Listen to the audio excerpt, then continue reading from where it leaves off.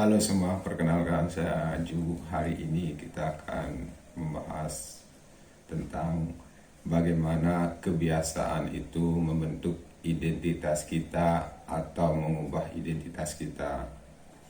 Nah, mengapa kebiasaan-kebiasaan buruk itu mudah sekali untuk kita lakukan, sedangkan kebalikannya, kebiasaan-kebiasaan yang baik itu rasanya sangat sulit untuk kita lakukan. Kita sering sekali merasa sangat kesulitan untuk melakukan kebiasaan-kebiasaan yang baik. Walaupun pada dasarnya kita sudah melakukan sebuah rencana, kita sudah menulis sebuah langkah-langkah, dan kita sudah memiliki motivasi yang sangat-sangat tinggi. Tapi seringkali kebiasaan-kebiasaan yang baik itu selalu bertahan sebentar atau cuma bertahan beberapa hari. Nah, kira-kira apa yang menyebabkan itu semua?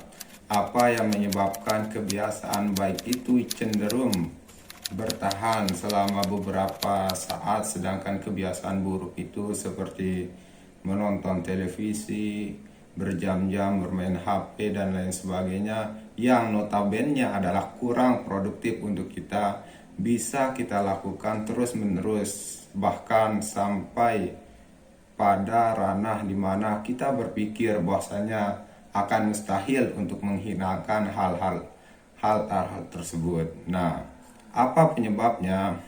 Penyebabnya adalah sebenarnya mengubah kebiasaan itu memiliki cara atau sangat-sangat mudah untuk kita lakukan.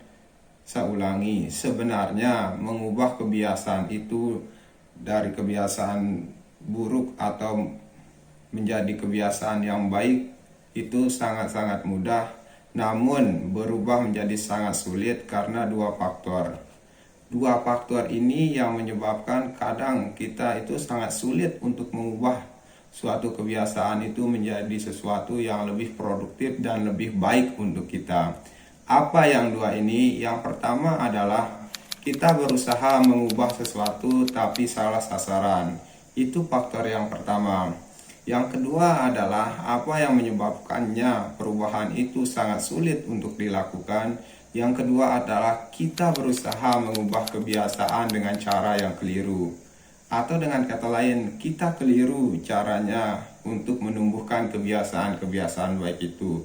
Sehingga dari dua faktor ini banyak rencana-rencana atau sesuatu yang sudah kita rencanakan untuk melatih agar kita mempunyai kebiasaan yang baik itu seringkali menjadi terhambat atau tidak berjalan dengan lancar.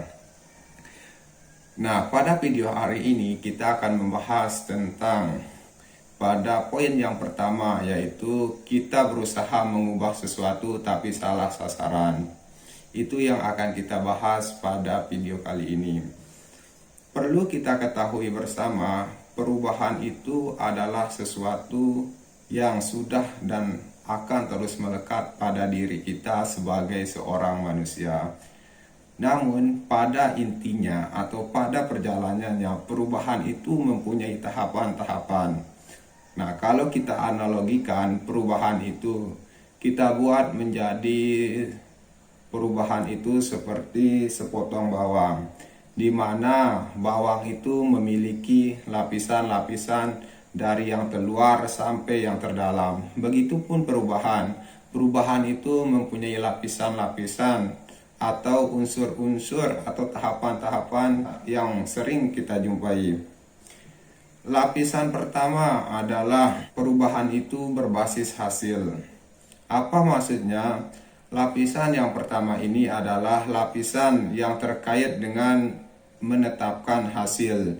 Contohnya adalah kita ingin hidup kita lebih sehat, kita ingin hidup kita lebih mandiri, kita ingin tubuh kita lebih langsing, lebih cantik, dan lain sebagainya.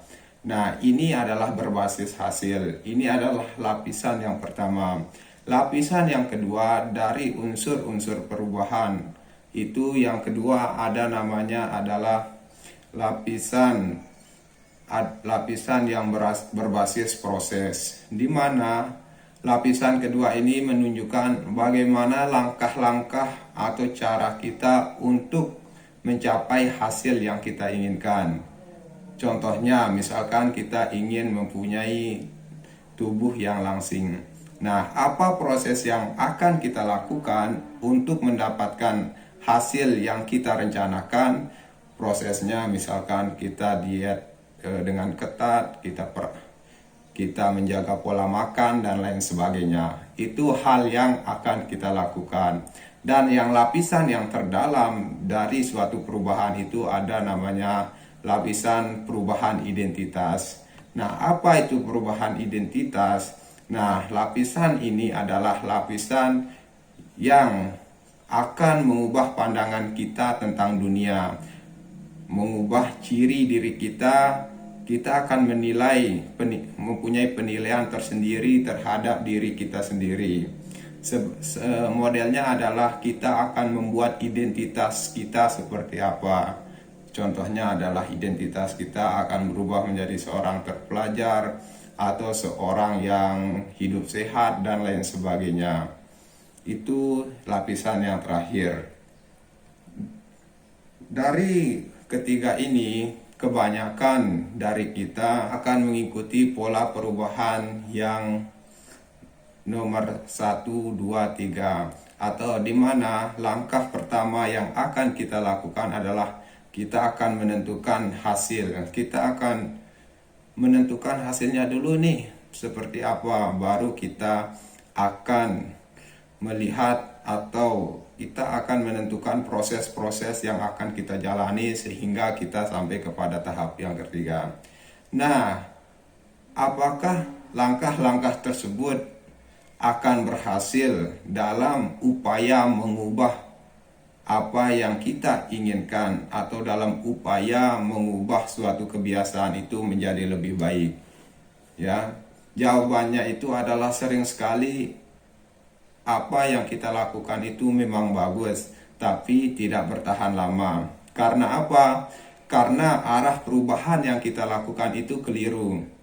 Ya, kalau memang itu keliru, mana arah perubahan yang baik dan bagus yang bisa mendatangkan pada kebiasaan yang lebih sehat atau kebiasaan yang lebih lanjut yang akan tahan lama. Nah, kalau yang tadi kita membahas tentang arah perubahannya dari nomor 1, 2, dan 3. Nah, kebiasaan yang bagus atau mengubah kebiasaan itu, kalau ingin menjadi lebih bagus, caranya adalah kita mulai dari nomor 3. Maksudnya apa? Kita mulai dari menumbuhkan identitas kita dulu. Identitas kita dulu, baru kita berorientasi proses, dan baru kita berorientasi hasil. Pada suatu waktu ada 2 orang yang sedang berhenti merokok atau yang ingin berhenti merokok. Nah, orang pertama mengatakan, saya ketika ditawari rokok oleh kawannya, saya tidak merokok, saya ingin berhenti merokok, tidak, terima kasih. Nah, orang yang pertama ini menganggap bahwa identitasnya masih sebagai seorang perokok, tapi ia ingin mengubahnya. Dia hanya ingin berhenti merokok, tapi ia masih percaya bahwa identitasnya adalah seorang perokok. Nah, sedangkan orang kedua mengatakan, ketika ia ditawari rokok oleh temannya, tidak, saya bukan perokok.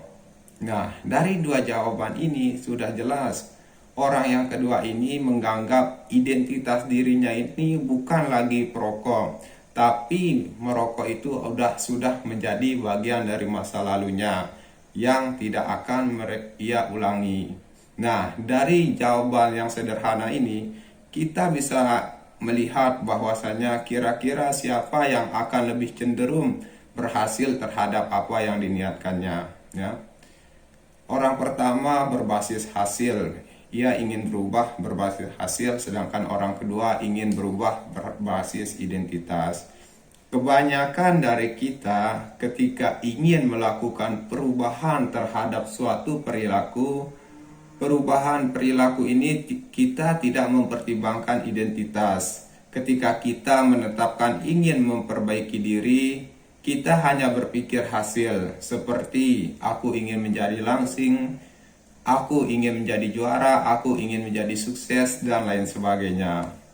Hal semacam inilah yang menyebabkan kadang kebiasaan baik yang ingin kita tumbuhkan terkesan sangat sulit sekali untuk dilakukan dan tidak pernah bertahan lama. Jadi, apa yang harus kita lakukan? Kita harus mengubah pola pikir kita dari berbasis hasil ke berbasis identitas. Alih-alih ingin menurunkan berat badan yang berbasis hasil, lebih baik berbasis identitas, seperti saya adalah orang yang sehat. Alih-alih ingin menjadi juara saat lomba maraton, lebih baik sasaran kita adalah menjadi seorang pelari. Nah, perilaku kita biasanya mencerminkan identitas kita. Hal yang kita kerjakan menunjukkan tipe pribadi yang kita yakini, entah kita sadari atau tidak. Penelitian menunjukkan bahwa begitu seorang meyakini aspek tertentu dalam identitas mereka, kita cenderung bertindak selaras dengan keyakinan itu. Sebagai contoh, misalkan orang yang mengidentifikasikan dirinya sebagai seorang yang cantik, mereka lebih cenderung melakukan hal-hal yang berhubungan dengan apa yang mereka yakini, yaitu perawatan dan lain-lain. Semua aspek dari pembentuk kepribadian yang sudah kita bahas pada yang tadi itu sebenarnya bermuara pada apa yang kita sebut dengan pedang bermata dua, di mana bisa jadi apa yang kita bahas tadi itu bisa memberikan manfaat kepada kita dengan manfaat yang banyak untuk membuat perubahan yang lebih baik. Atau bisa jadi itu malah sebaliknya, bisa membuat kita terjerumus ke perubahan yang lebih buruk.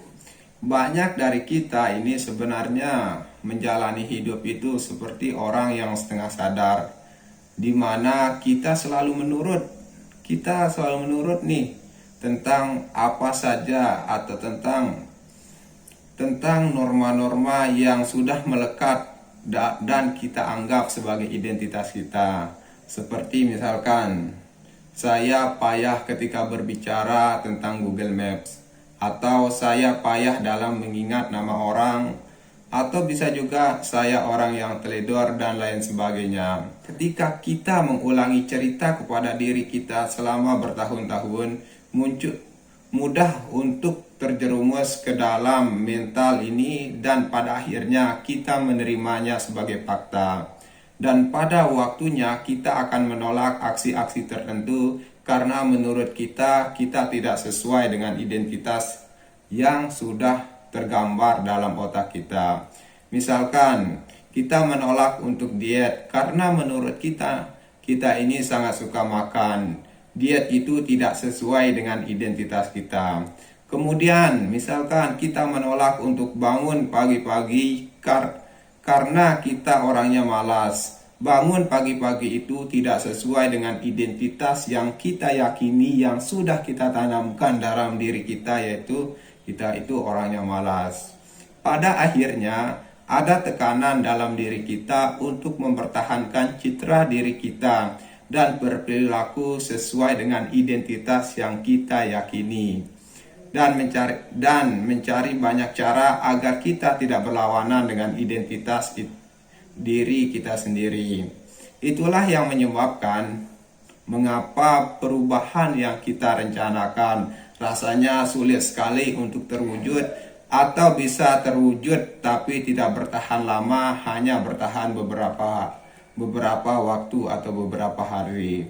Oleh karena itu, jika kita ingin berhasil melakukan sebuah rencana perubahan, kuncinya bukan pada hasil yang kita inginkan, tetapi lebih kepada menumbuhkan identitas sesuai dengan perubahan yang kita inginkan.